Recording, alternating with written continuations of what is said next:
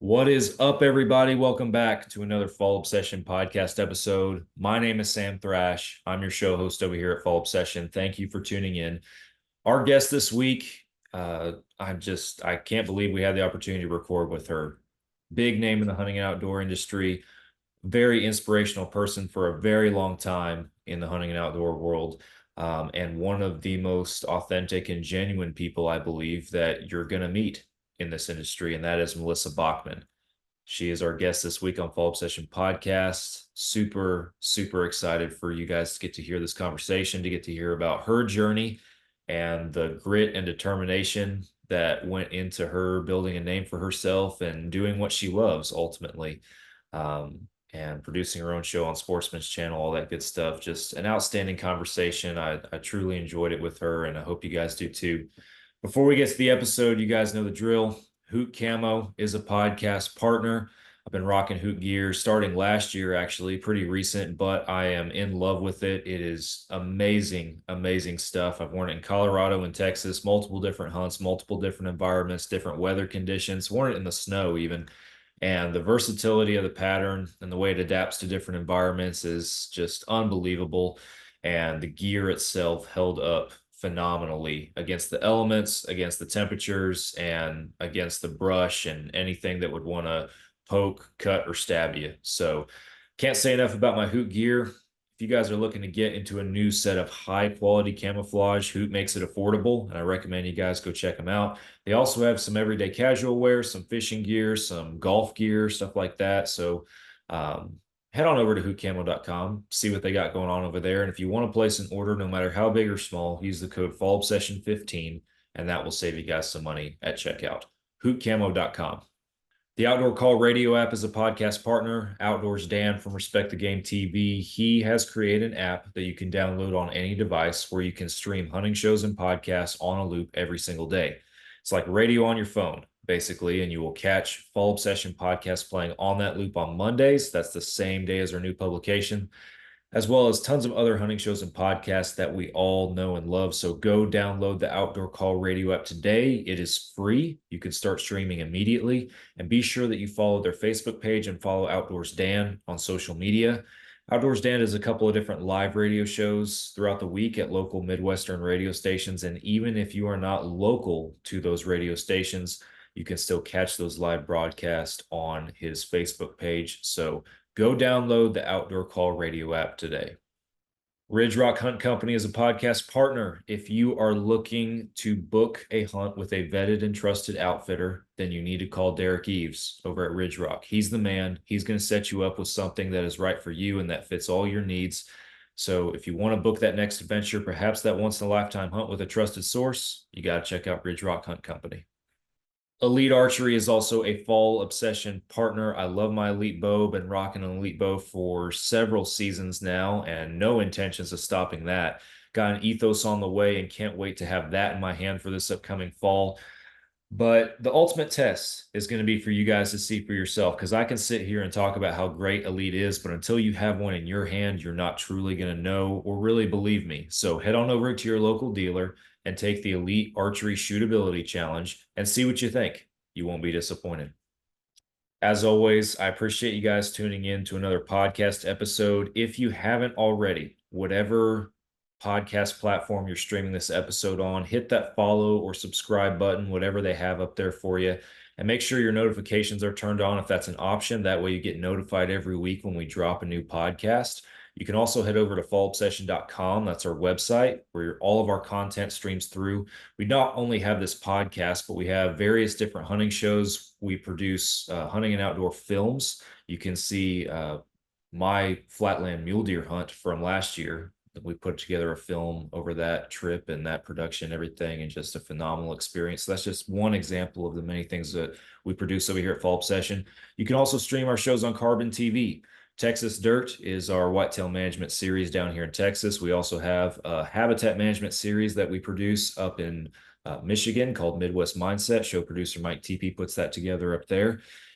And then we have this show and our staff-inspired video podcast series, Couch Chats, also streaming on Carbon TV. So go over there and check out everything they got going on. If you're not familiar with the Carbon TV platform, then I recommend that you guys Download the app, pull it up on your computer, whatever it might be. It is free outdoor television, and you'll find Fall Obsession on there in various places. Well, that's all I have for that segment. We are now heading over to our episode with Melissa Bachman. You are listening to another Fall Obsession podcast. Oh, you got her, dude. She's down. Let's go. Dude, I just shot a deer of a lifetime. Freaking smoked him. One with nature, and if you're a believer, one with God. Definitely gets your heart pumping. Boy, you are in trouble. Fall Obsession Podcast. Welcome back, everybody, to another Fall Obsession podcast episode. My name is Sam, hosting you guys again. And this week, I am on here with Melissa Bachman. Welcome to Fall Obsession Podcast, Melissa. Well, thank you for having me. I sure appreciate it. Well, the pleasure is all ours. As I mentioned a little while ago, I really appreciate you accepting our invite to come on the show, and it's an honor to have you. Well, I appreciate it very much and excited to chat. Absolutely. So you're no stranger to the outdoor industry, to outdoor media. You are, in my opinion, probably one of the more influential people in that space over the years and everything. But I want to dive in and just to break the ice and start things off, I want to talk a little bit about your background, because it's quite a journey that you've had. And where did it all start for you? How did you get into hunting in the outdoors? Well, I think, my story is very similar to what a lot of people do. They just love hunting, right? I grew up in a hunting family.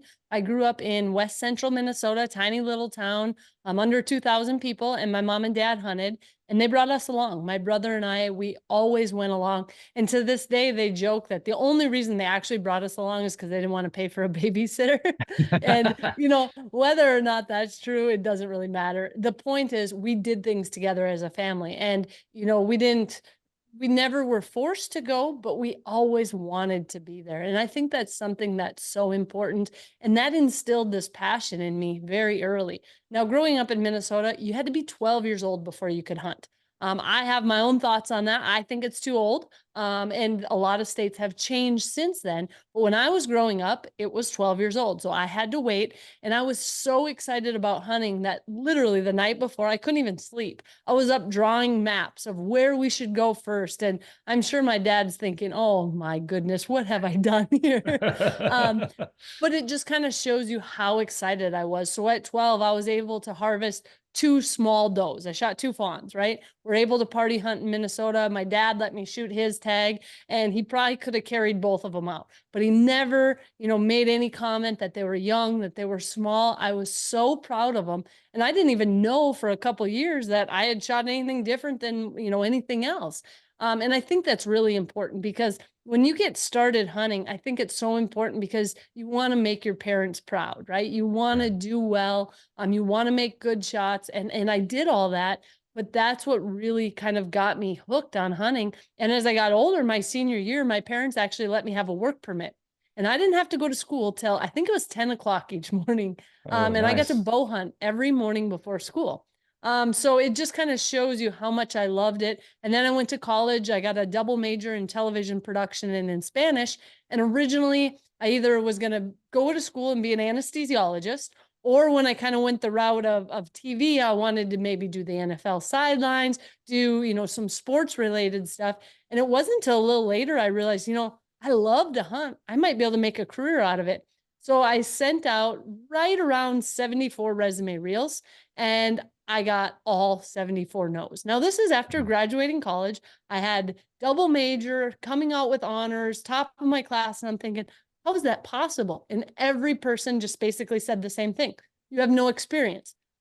So I thought, well, that is terrible. So I actually went to the #1 place I wanted to work. And I called them up and I said, I know you didn't hire me, but I'm willing to come and work for free if you'll just give me a chance. And they're like, oh yeah, well, what can you do? And I said, well, I could sweep the floors, I can edit, I can shoot. I have a background in all of this. And they said, well, when can you start? And I said, tomorrow. And I started working at the North American Hunting Club, and I drove 150 miles every single day to go work for free. Oh, And then I wow. had a waitress at night to pay the money to get gas to go back and forth. And it was pretty brutal. I did it for 4 months. And I believe I probably guilted them into it. But after 4 months, they saw the dedication, the hard work I put in, the willingness to do literally whatever it took to get a chance at having this position. And I wasn't trying to be like an on-camera person. I was just trying to be a producer, a cameraman, an editor. So I think people need to understand that I knew better. You couldn't just walk in and say, hey, I'm a girl. I want to be your on-camera person. I did not go about it that way. I wanted to get my foot in the door as a cameraman first. So after doing that for free, they hired me as a full-time cameraman. I actually got the original position I applied for. And then after 4 years, I kind of worked my way in front of the camera. All I would do is I would take on so many trips that if I worked like 30 days straight, I think they gave me like 5 days comp time or something. So I'd go out, film my own hunts, edit them, and then wait till someone didn't get their stuff together. And then they'd run my show because I'd give it to them for free. And that's really how I got my start. So I wouldn't say it's for the weak-minded because No, it not was at all. pretty rough. But the thing is you don't owe anyone anything, right? You did Right. it your way all the way through. You've proven yourself. And my goal was always never to go on the fact that I'm a woman, on anything other than my hunting skills and my kindness, really. Like I enjoy people. I like being around people. And I always felt that, part of your job is hunting, but a big part of it, it's being a people person. Not only with people you hunt with, but with guides, outfitters, getting your sponsors, all of that is such a people driven occupation that people don't always think of that. And I think that's a huge part of it as well. Absolutely. No, I couldn't agree more with that. So I want to back up a little bit into your story because you talked about, going to college and the different routes that you were initially looking at and everything, yet still being a passionate hunter behind all of it. What were your influences at the time in the hunting industry that made your direction shift into I want to do this in this particular space? I'll be honest, growing up, we didn't watch a lot of television, and I am not sure I even knew there was outdoor hunting TV shows. I mean, that may sound crazy, but I really didn't know that Yeah. until I was really getting done with college and started realizing that there's people who made DVDs, who had television shows. And I thought, well, that's combining all the things I love. Yeah. And that's kind of when I started shifting that route, but I really didn't know anything about it. I didn't have any mentors. I didn't have anyone that I had watched. I just started looking for places that I could work and applying. And, I thought that it would be helpful that I had the background in television and that I'm a hunter, but I get it. I get it now having a career that you really don't want to have to train someone in. It's a lot of work. But the fact that I was willing to work for free, I think that's usually the deal breaker. People are like, well, I guess I could make time for you if you're going to do it for free. So No, you have to put forth the drive and the effort as you talked about and everything. And yeah, as you said, not for the weak of heart at all. You gotta put there were in the work many behind it. times that I looked at my bank account sitting in the red thinking, I really should have been an anesthesiologist. But I wouldn't trade it for the world. I've met some of the most wonderful people, but it is very challenging all the way through. I mean, there's never a point where you're like on easy street, right? Like in my mind, I always thought you could like get over this hump and, it's just easy sailing from there. And that's not really true. You're always working at it. But I think that's true in any career path that people want to have that type of job. You're always going to have competition. I think that makes you a better person too. Yeah, absolutely. No, for sure. So also you talked about, it sounds like from very early on, archery. Mhm. Has that from day one just been the focus or what was the drive to get into bow hunting? I always enjoyed all the hunting, right? But the thing I liked about bow hunting is the fact that I could extend my season. It could be longer. And I also have always liked things that take a little bit more effort, that someone who just decides to pick it up today can't pick it up today and be better than I am that same day. They have to work at it. I was a pole vaulter throughout my whole life for that same reason. I mean, you can have really fast people who come to a track meet that maybe they're football players or something else, and they can do a 100-meter sprint and they can beat you. but there's very few people who could come up to a track meet, grab a pole and pole vault better than someone who's been doing it for years. So I think there's a part of that I always felt that that's an area I could excel at, that I would work harder than everybody else. That's always been my motto my whole life. And it has proven really helpful, especially in the bow hunting world. Awesome. What were some of your earliest bow hunting memories that really stick out in your mind? Getting started, I had to draw 40 pounds before I could start bow hunting. And I remember doing push-ups in my bedroom over and over. Now I was kind of small, and I wasn't what I would say super strong. So to be able to draw 40 pounds at 12 years old, that was going to be pretty tough for me. So I started doing push-ups and shooting my bow, and I was able to do it and going out and shooting some of my first deer. It was the most amazing experience because I had tried and worked so hard for so long to make that possible that it really was something pretty cool. And, I'm lucky because my mom bow hunted, my dad bow hunted. We were part of a bow hunting family. We always went out for our shotgun slug seasons too, but I was a part of that. We shot targets together. We spent that time outside. And that's really what I try to do now, is involve our kids as well. Never push them, but always make it available that if they want to come join us, archery, right now we've got a big archery 3D range right outside our front door to make it as easy as possible to get out and shoot as much as we can. That's awesome. So I want to unpack one other thing that you mentioned, and not to dive into, respective states hunting and game regulations and everything, but you talked about how you in your state you have to be 12 years old to be able to start hunting, and how in your opinion it should be younger than that. Why? Yeah, I just think that at 12, you've lost a lot of people. And if you look at the stats, a lot of times it's not those kids that are having the accidents and being, irresponsible. They are with an adult. The adult is usually not hunting. I'm just a firm believer of getting kids hooked on hunting earlier. And I think as long as they have the correct training, and you really have to use your judgment. Every kid is different. There are certain kids that might need to wait till they're 16 because they're just not mature enough. There are certain kids that can hunt much younger because they have the work ethic, they have the dedication. And of course, it's always got to be a very controlled situation. But I'm a firm believer in, trying to get states to lower the limits, make sure adults are there, keep them safe, but get them hooked on hunting earlier. So that way you're not competing with sports and everything else. A lot of times by the time they're 12, they're involved in so many things. A lot of times they don't have time to hunt. Yeah. No, I understand that. I think back to my own experience, and so many people do, of, as early as they can think back, they're in the woods, they're hunting with their dads or whoever influenced them in that path and everything. So that makes total sense. Absolutely. So, filming, production, when you got into it and when you started, I know it was a lot different than definitely what it is right now, because right now anybody can even take one of these things out and make it look pretty good at this day and age. But what was the role of a cameraman like when you first got into it? It was tough. There's no question. The cameras were absolutely huge. The batteries were giant. They didn't last very long.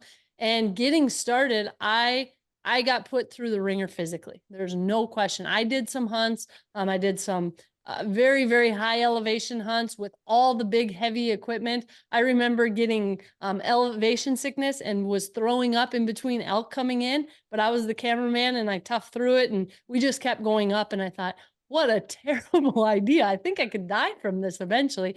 But learning to just tough it out, sitting in tree stands, trying to get tree arms to hold, these cameras that weigh so much weight. Everything's got to be perfect. It was very, very challenging. Plus, it was very expensive. Yeah. I remember our first camera, I think, was like $100,000. So now here I am, 20 years old, out with all this expensive equipment, thinking I'm not worth a tenth of this. And they gave me all this equipment. I sure hope I don't wreck it. And I sure hope I know how to use it correctly. And, I just remember like going through the other producers I worked with, going through all their footage, literally writing down every shot they did on a hunt. So I had kind of a list to go by. And, those first hunts, I'm sure I did not do the greatest job, but I can promise you I gave it everything I had. And I was so proud of the work that I had done at that time. Now, of course, I'm going to completely progress as I go. And I sure hope when I go out filming now, it's way better than what I did then. But I think it makes you tough. I think a lot of that gives you pretty thick skin. It wasn't always easy dealing. Not all the people were super nice to me. Not all the outfitters, not all the hunters. You run into things, but what it does is it teaches you how you should always make sure you act, because you're all on the same team. There's nothing I hate seeing more than if you're out with an outfitter and they kind of try to separate cameraman versus hunter, like blaming it on one or the other. Right now, I mean, my cameraman and I, we've hunted together for so many years. That's not going to ever work. If anyone even tries that, I make it very clear, hey, we're all on the same team here. We will get it done. We've done it many times. So let's just be positive, and maybe it works this time. Maybe it doesn't. Not the end of the world. And I think sometimes that's a better attitude to have than to kind of freak out and think, oh gosh, we have to get a show. It's the end of the world. No, it's not. If it doesn't work, it doesn't work. It's free range hunting. That's how it goes. Exactly. So, and you talked about how you would also film your stuff when you were starting out so that you had that to, film it, edit it, have that to give them if they needed it, if they had a spot. But then you also talk about these challenges. So what was self-filming like back then? It's really hard. I can only imagine. It was so hard, not only because the gear was so bulky and trying to self-film, but it was so expensive. Like, they wouldn't let me use the gear that I worked with. So I had to save every dime of a paycheck that wasn't very big to try to buy a mediocre camera to self-film to give them back my stuff for free. I mean, the worst business model you could ever imagine. But that's what I did. And, I'd carry the clunky gear. And now if you have a little money, you can get fiber, carbon fiber legs that are lighter. Well, I didn't have the money. So I had heavy old tripod legs. I had all these things. And, there were definitely times when animals got to walk because I couldn't get the gear together. In fact, to this day, I still didn't end up getting to film one of the biggest whitetails I've ever seen in the world out on a hunt because my gear was just too clunky. And it's just one of those things that'll always forever live in my memory, but you learn from it. And I think having that background, it makes you appreciate it even more now. We're traveling to Africa next week and I'm getting my gear together and I can fit almost everything in a Pelican case now. So it's pretty amazing to see how much more compact it is. And that's really important because, like, my husband and I did a Kodiak brown bear hunt a couple of years ago. We ended up just filming it ourselves. And when you have to pack all that gear in, boy, having lighter gear is a big, big help. Absolutely. No, for sure. So at what point was your break over? Because, you talked about, how you were grinding away and working at it, and every dime you had went into this thing and trying to follow your dream, basically. At what point did it turn in from, oh, who's this lady filming me, to, oh, that's Melissa, to you're shifting now in front of the camera? Well, it took a long time. So even in the beginning, I did a couple of shows. I got lucky. I shot a 202-inch whitetail with my bow, filmed it all, had a pack of coyotes chase it to me, ran it on TV. And even after that, yeah, some people maybe knew that I was a cameraman too, but you didn't really have like the break you're thinking of, right? If I would have ever guessed, okay, if I shoot a giant buck, that'll be all I need. That's not true. So it's just years of just keeping after it. I had a few shows and then I actually went on a hunt with some guys from Winchester, showed them some of my stuff that I had that hadn't even aired yet. And they're like, wow, that's pretty good. And I ended up starting to talk about the idea of maybe making my own show, because now not only did I have quite a few hunts done that were all mine because I paid for all the camera gear, I used my vacation time. Nobody owned that.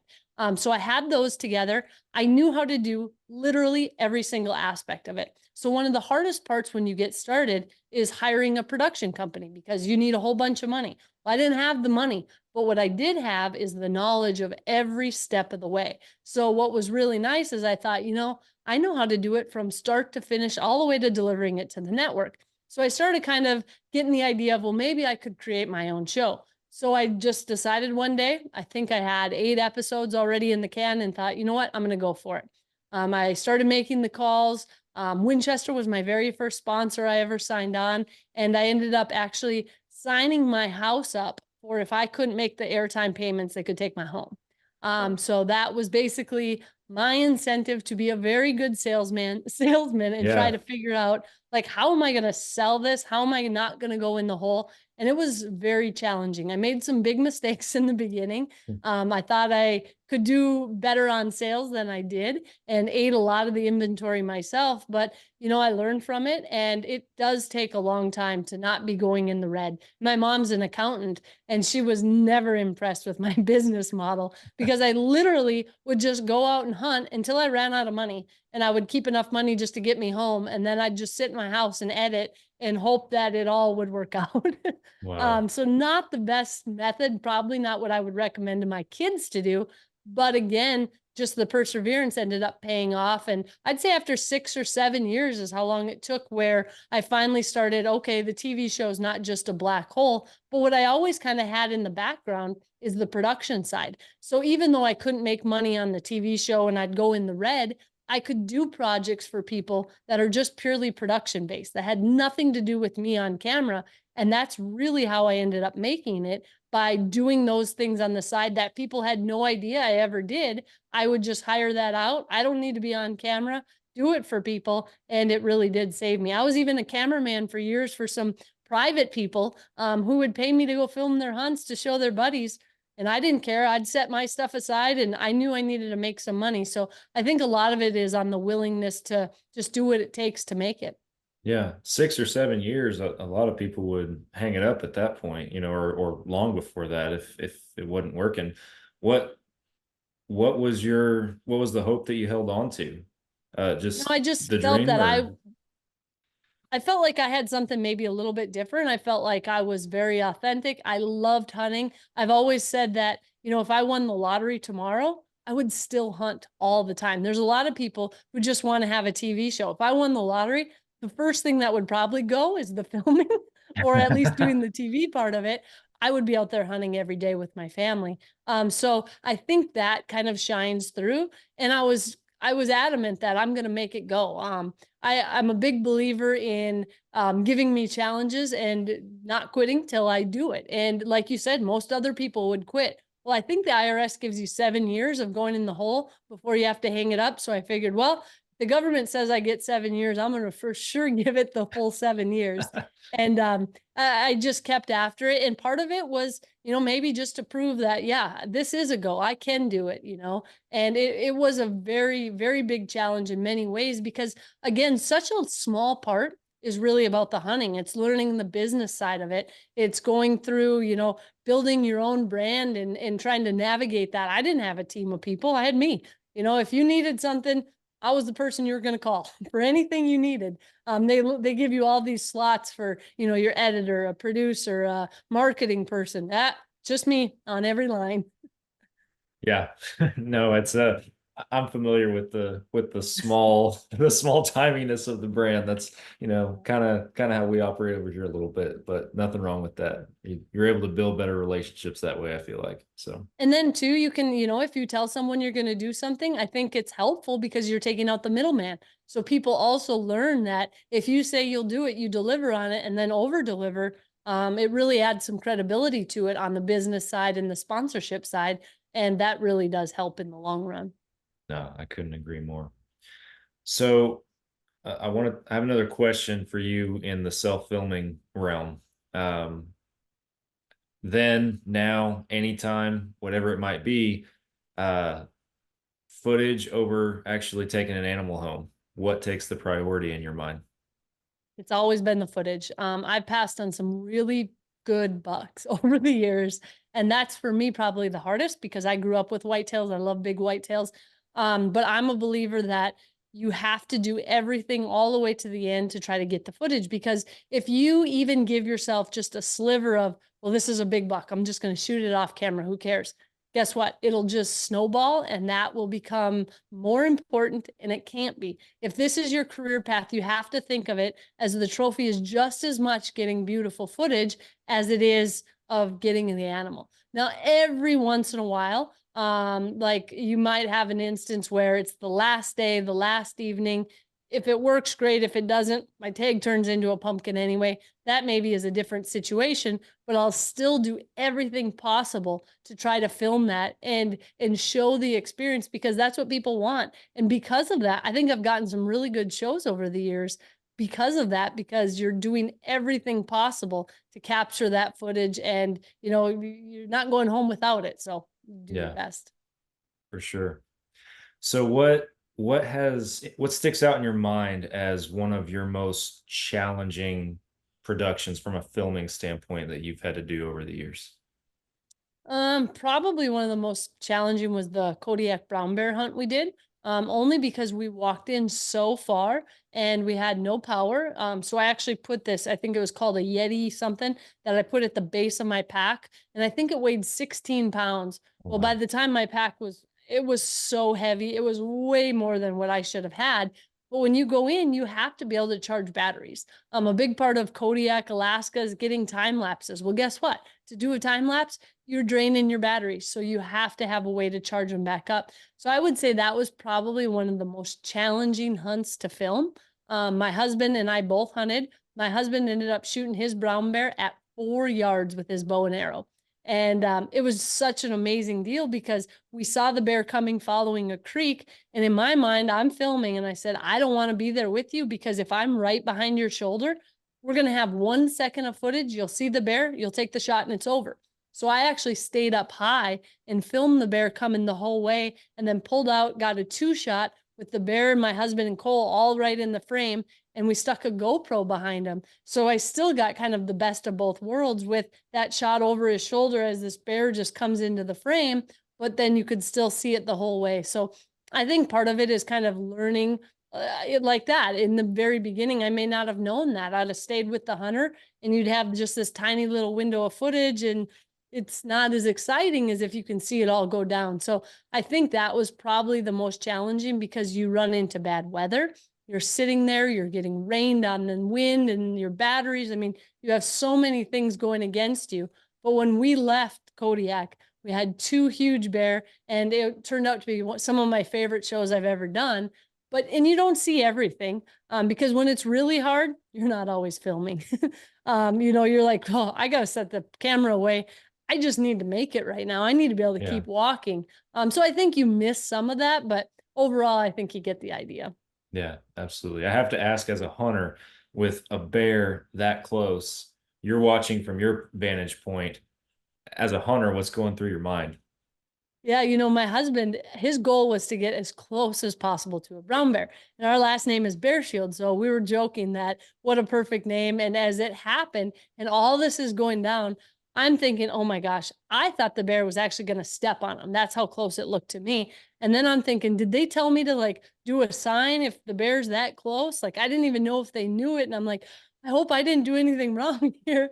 And I'm like, well, I'm just going to roll and see how this plays out. But it's a little scary to be up watching it all go down, thinking that is super close. When you're wondering if your husband's going to get stepped on by a bear walking by and he's got a bow, I mean, that takes something. And he said when he drew his bow on him, that the bear was so close that all he could see is just fur inside his peep. He actually had to lift his head to see where he was even at on the bear and then go back down. And he made a great shot, and the bear, went down right away. But it's still, you really need to be able to keep your composure. And I think Cole was pretty happy how it all turned out, because that was the closest he had ever had a hunter to a bear as well. And it worked out perfect.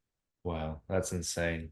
I've grown up hunting whitetail in Texas, and past several years I've started venturing out west into some other states, other animals. And I used to be super I didn't want to go on a bear hunt. I just didn't want to do it. And here lately I've gotten to meet and interact with a lot of people who have gone on brown bear hunts, other species of bear hunts, and I don't know, I'm getting a little pumped about them. I'm considering it strongly at this point. You would love it. The only thing about brown bears, it's a lot of sitting and waiting, and then all of a sudden it's action packed. So sometimes you can sit there 10, 12 days glassing, but where we went in Kodiak, we were seeing a lot of bear.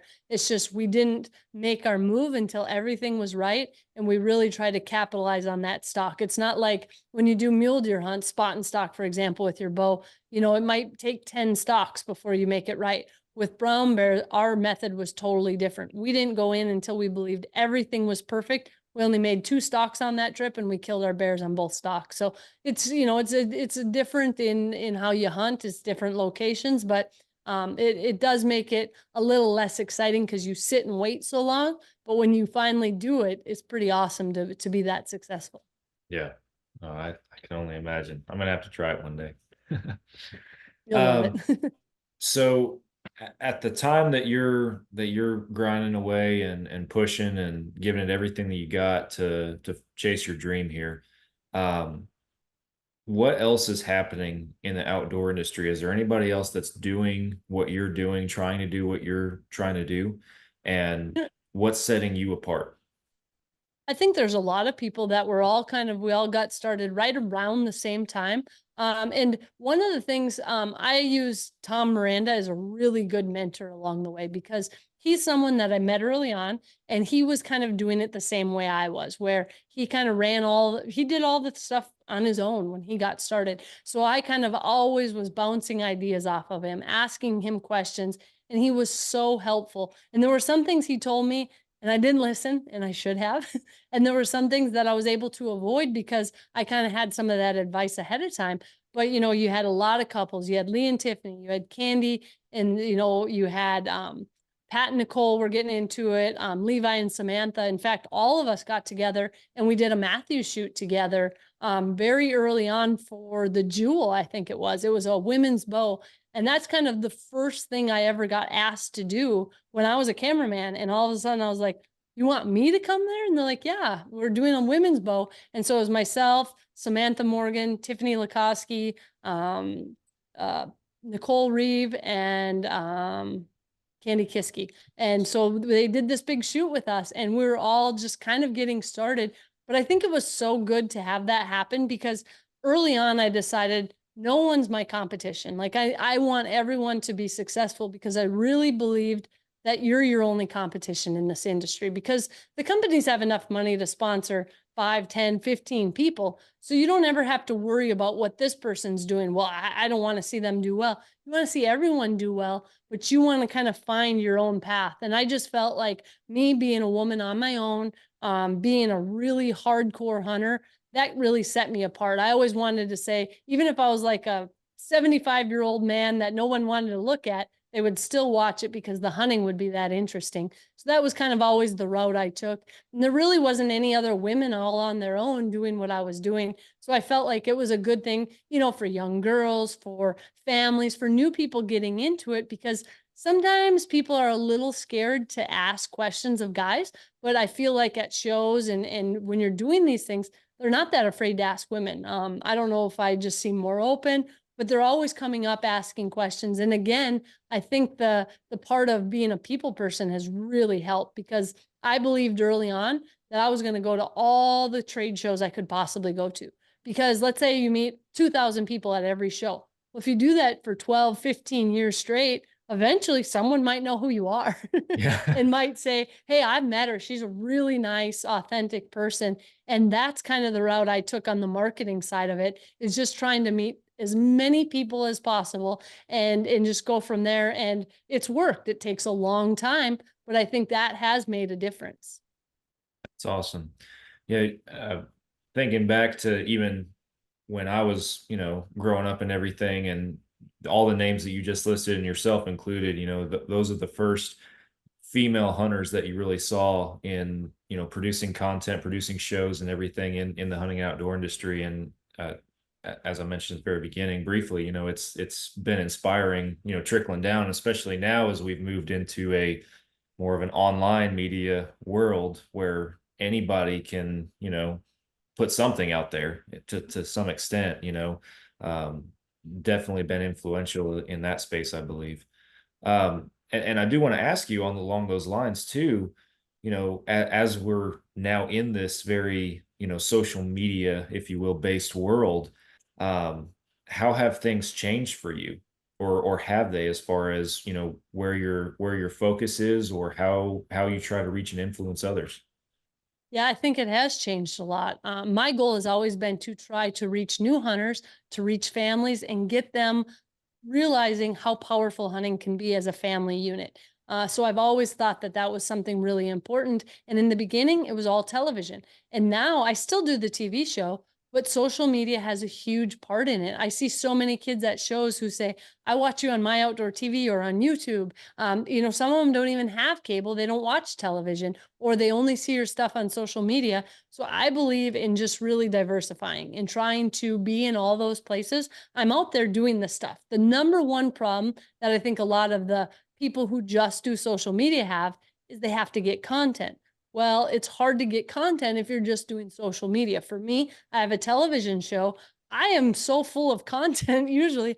Honestly, a lot of times I don't have time to post it all. I'm not someone who's on my phone 24/7. So sometimes I'll be like, oh, shoot, I missed posting 3 of our turkeys. Oh well, no big deal. But there'll still be TV shows. They'll still come out later. So I think it's learning where your audience is. And I think the best way to find that is by going to these trade shows, meeting people in person, hearing where they watch your shows, and seeing where you're making a difference. I get people on social media who will write in, about questions for their daughter or their spouse, or getting them set up for archery. And I try to be as available as possible, whether it's in person, on social media, answering people in the comments, or even through direct messages, whatever it takes, trying to get back to people as much as possible. And sometimes that can be a big task, but you try to do your very best. And every once in a while things get missed, but you try to do a really good job.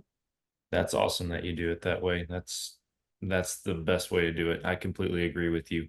The and I've received some advice myself, recently, that not just for networking purposes, but as you just said, just being able to meet people, talk to people. The trade shows are huge, and right now, so many people just, I feel like, send, and I'm guilty of it, but send a message, on social media, whether they're looking for, a brand partnership, or, whatever it might be. Everything is just so digital, and that in-person, face-to-face interaction is being undervalued, I feel like, a lot. And yeah, any trade show that you have the opportunity to go, I need to go to more myself, but I think the more you can do, the better, especially in Yeah, I this think industry. it's super important. And I do seminars at them. And I'm always blown away at the number of people that still go to a seminar. Yeah. It's crazy. But you go there, you get to talk, see, interact with people. And it's so different to have a face-to-face conversation. And especially if you're a people person and you're a nice person, it can go so far. Like I said, if you meet 2,000 people and they're all super impressed with how nice you were, how much time you took and answered questions and took pictures with their kids, they tell 10 people each. Like I said, after 14, 15 years, a lot of people who have had either direct contact with you, or a close friend has said, I've met her, they're a good person, whatever it may be. I just think that that is an area that people undervalue. And the idea of seminars, I mean, I do an hour-long seminar on all sorts of different topics. And I can't tell you how much I've learned from people who have sat in my seminar, who come say, that's a great idea, but here's what I do. Have you ever tried that? And I've gone out and tried the things that they've told me in seminars. So I feel like I'm always learning. You're always picking things up. And it's a lot of benefits to me as a hunter as well. Absolutely. No, it brings, I feel like it grounds you a little bit, and helps you stay in touch with just the bare bones, the authenticity of the hunting community as a whole. That's 100%. the best way I can describe it, at least. But Yep, absolutely. you've been doing this, you've been in this industry for a while. And there's undoubtedly been critics, haters, for lack of a better term. How do you deal with that? I have had it all. In the beginning, I ran into so much from the anti-hunting community, and it was crazy because I just never expected it. I didn't know that that would happen. I had a big target on my back. I got them by the thousands. I had people at my front door, people picketing. I mean, it was awful. And so pretty quickly you learn, okay, no big deal. Moving on from them. They wake up, they're very angry people. We live 2 totally different lives. That's fine. The thing I always found that was more difficult was the infighting within the hunting community. There's nothing that I hate seeing more than fighting among our own community, saying, well, I don't like you. You hunt private land. I hunt public land. You hunt traditional bow. I hunt crossbow, whatever it might be. I think that's one of the most detrimental things. And not only because it divides us, but I see it for young kids.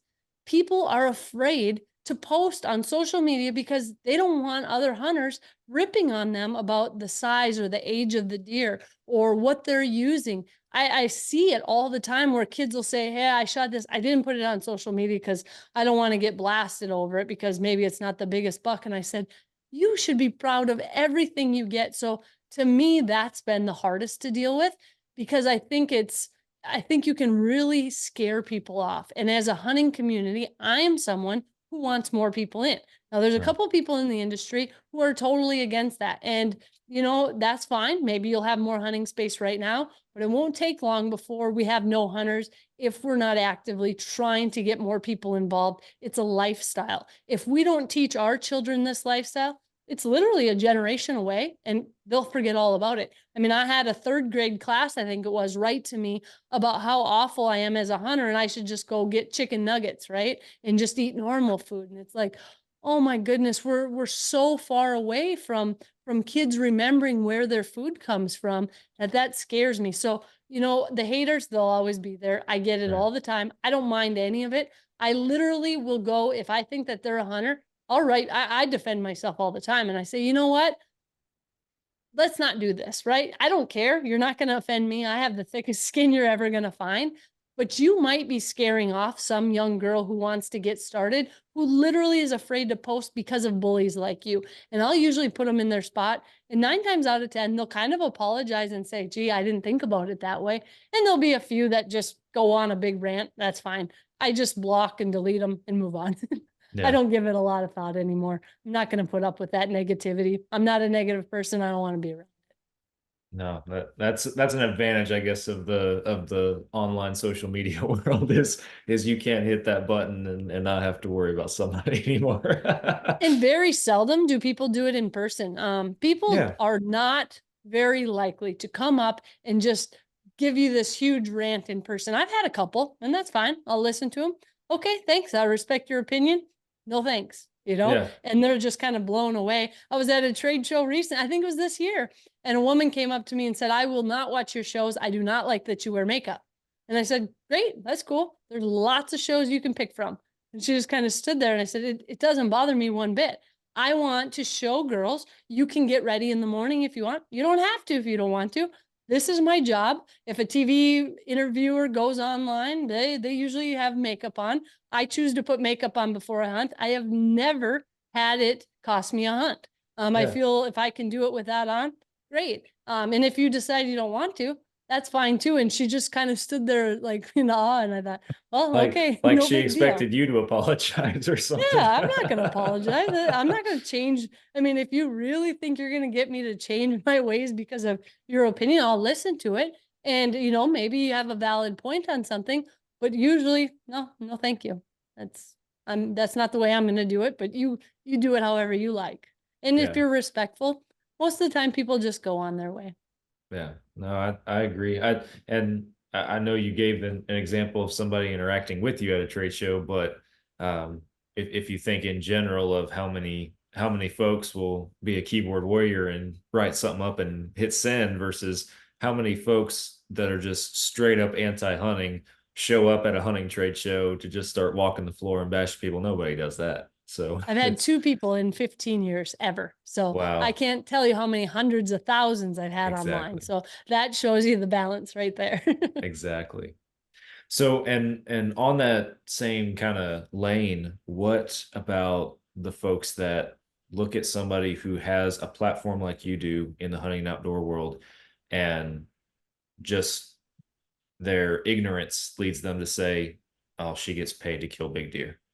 Oh, I see it all the time, and that's fine. But you could have done it too. A lot of it, you'll find usually stems from jealousy.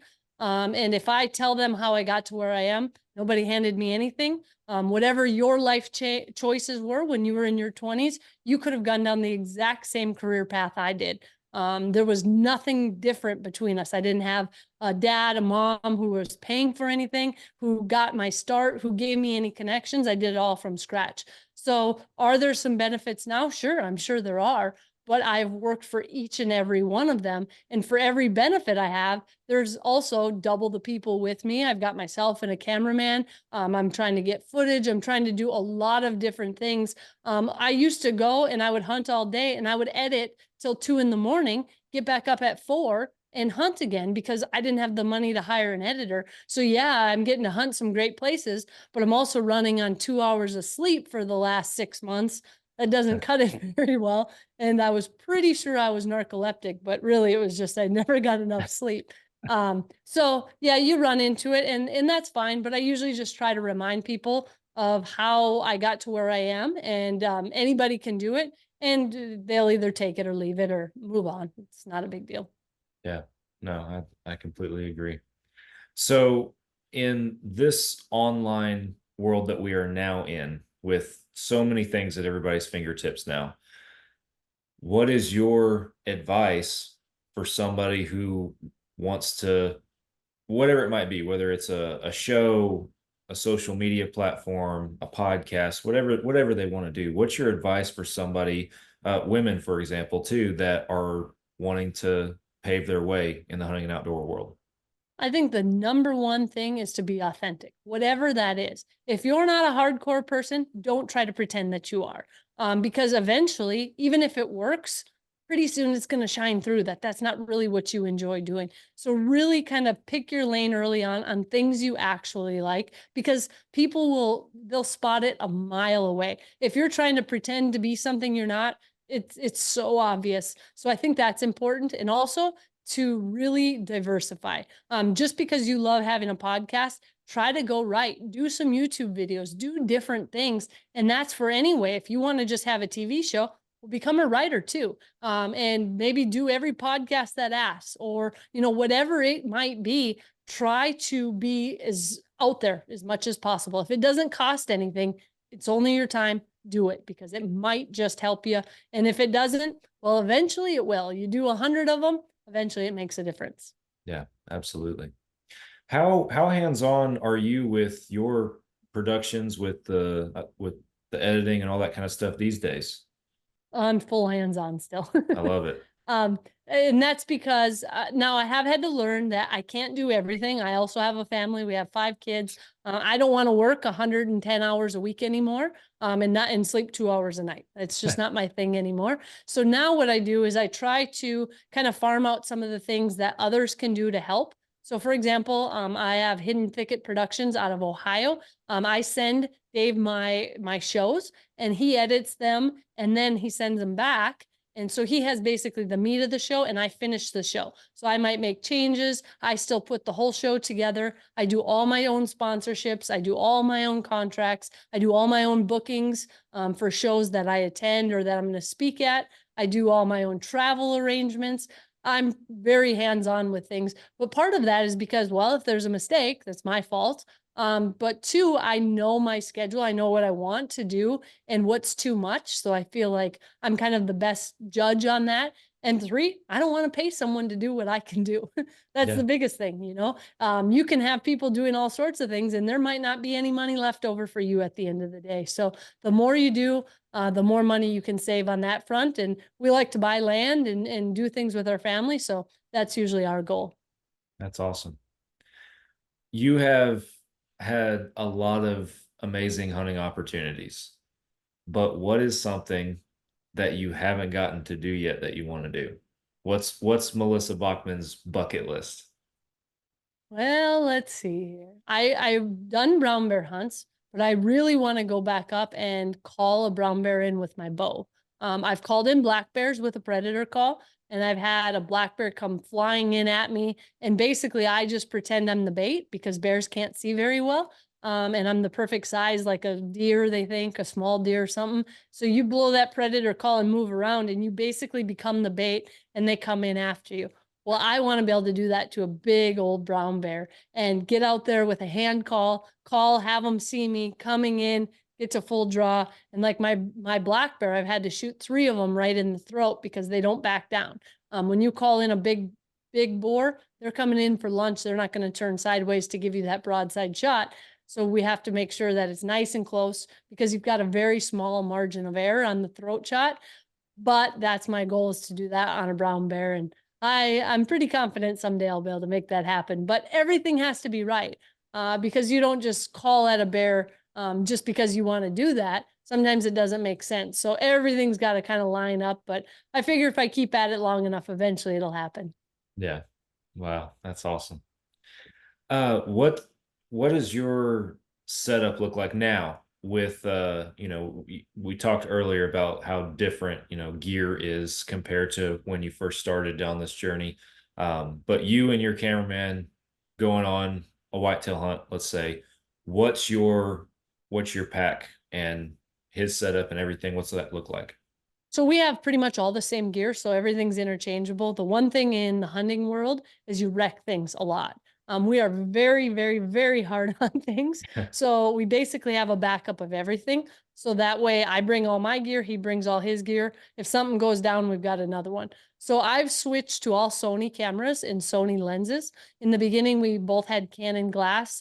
And I found that with some of the new Sony DSLRs, that it works a lot better to have Sony glass with a Sony camera. So I switched over. So usually we'll bring a 1-400 with the extender on it.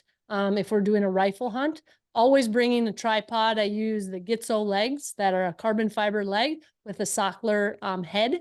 It's a smaller head, but it's pretty sturdy. Usually we'll remove the handle on it. And then I'll use a Sony FX9 as our main camera. And that's still a bigger body camera. It's got an arm that comes down so you can hold it, still like a regular camera. But we'll use 2 DSLRs as well as just kind of extra point of view cameras. I've got 3 GoPros that I'm always running. If I'm bow hunting, I have one that's on a bracket. It's called a Sportsman's bracket that goes right on your bow that looks back at me. So that way, my goal is to not have to do any fake cutaways. I want everything to be as realistic as possible. So if we're in a tree stand, I'll have my GoPro looking back at me. My cameraman will be over my shoulder on a tree arm filming with the big camera. We'll have a DSLR on another arm kind of looking back, and then he'll keep a DSLR. We actually use, it's a tree step that is a drink holder, and a lens fits in it perfectly. So you can basically set a DSLR upside down in it. So that way he can film and then he can just grab that quick for the reaction. So it really works well. And then we keep a variety of shorter lenses. Usually we've got a 70-300 and then a little shorter, I think something to 105 is on the other camera. And then I bought a little real wide lens, but I don't like it as much. It's kind of it's like a pancake lens, but it's almost too wide. My idea is when we're in a blind, I like to have that wide shot. And so I got it on a DSLR, but honestly, a lot of times the GoPro is easier to do with that. So you don't have 2 sets of tripods in the blind if there's already 2 of you in there. I gotcha. That was going to be my next question, actually, as far as the reactions and the authenticity of that, because we have some of our own shows and everything over here too. We've branched out beyond just a podcast, like you mentioned earlier and everything. But so whenever I watch hunting shows, I'm always watching it through the eyes of, a producer, as far as, okay, how are they filming? What are their shots look like? And I'm piecing it together and breaking it down that way. But I always look at the reactions in the shot, like, is that genuine, or did they go back and recreate that? Right. And so that was my question, and you already answered it. But as far as the authenticity of that, and how many times, if you even ever do, go back and try to recreate any part of it. I won't, because I'm not a paid actor. Yeah. So I believe that we need to just get it. And if he's fumbling around and let's say he's, stopping the big camera and getting that ready, you're going to always have the GoPro as to what's happening between it. So I'll just cut to the real stuff. Now, every once in a while, you might see a shot in an open that's like looking down at your eyes or something. Of course, that probably wasn't, as a deer is coming in, him standing in front of me, right? You have to have a few different shots along the way. But as a rule, everything I try to put in the show is as real and as it's happening. And I think it's so true too, because then when things don't go right, it's, who cares? You show it how it happens. And I think people can relate to that better. I 100% agree with that. I have one more question for you. So as far as the self-filming side of everything goes, what are some tips and tricks that you have what is some advice that you have as far as tips and tricks and stuff that folks can do if they don't have the luxury of having a cameraman with them? I think buying those cheaper cameras is huge. GoPros are not that expensive now, and you can literally save yourself by having, maybe even a GoPro over your shoulder and one looking back at you to get as realistic of shots as you can. And when I'm whitetail hunting, if it's during the rut, I'm hunting over a decoy. And one, that's because I love hunting over a decoy, but it also makes it easier when you're self-filming because you know about where that deer is going to be. So you can kind of set up for that. And I think that's something that can be really helpful. And, planning it out, it's like a mental preparation, knowing where your camera is, where the deer are probably going to go, when are you going to draw, can you look at your viewfinder and then make your shot and then get back on the camera. I think that's something to really think through and practice. If you've got does, young bucks coming through, see if you can make it happen. I've even been at full draw and kind of nudged the camera to shift it so it's a little bit more centered or whatever it might be. And again, show it. People love seeing the reality of it and knowing you're doing all those things. So awesome. I know I said that was the last question, but I have one more for you. Sorry. Okay. You do so much production wise in the field while you're hunting. Do you ever just want to hunt and put down the camera and forget all about it? No, not really. And the reason why is because I've learned to enjoy the filming just as much. That's why when I joke that if I won the lottery, I'd quit filming, that's probably not true because I actually love the filming part. I probably would quit showing it to anybody and just have it for my own family and kids. The one thing I would quit doing, which does get old sometimes, is talking about what I'm going to do. And sometimes I get what I'd call lazy, and I don't want to talk about what I'm going to do. I'm in a great spot. I want to just be quiet and hunt. Yeah. So sometimes I'll run into shows where I've got amazing footage and we get a great animal, but I didn't do hardly anything leading up to it because I was so focused on the hunting part. We're still there filming, but sometimes I'm not as good about, doing all those things as much as I should, but I still love having the camera in the field. Coyote hunting is a perfect example. We've gotten to the point we don't do anything other than just killing coyotes and showing the setup. And it comes to the show and I'm like, oh gosh, what are we going to do now? We have 84 kills and almost nothing. Oh my. So it is what it is. But overall, I really do enjoy it. And it's just as much fun trying to get good footage as it is getting big animals. That's a great answer. Awesome. Well, Melissa, I really appreciate, like I said at the beginning, you accepting our invitation to come on the show and joining me for an episode. Thank you. Well, thank you for having me. I appreciate it. Yes, ma'am. Real quick, if we have any, for most it would probably go without saying, but if we have any new hunters that are tuning into the show that don't know anything about you, how do they find you? How do they find your show? You can go to melissabachman.com and basically find everything online, or my show is Winchester Deadly Passion. It runs on Sportsman's Channel year round, Sunday mornings at 11:30 Eastern time, or a whole bunch of other times during the week. I don't know all the air times, but you can find it on Sportsman's Channel, Winchester Deadly Passion, or melissabachman.com. Awesome. Well, folks, go check out Melissa Bachman, follow her journey if you're not already. I appreciate you guys tuning in to another Fall Obsession podcast. Thank you again, Melissa. Really appreciate it. And with that, guys, we're signing off, and I'll be back again with y'all next week for another podcast. Thank y'all.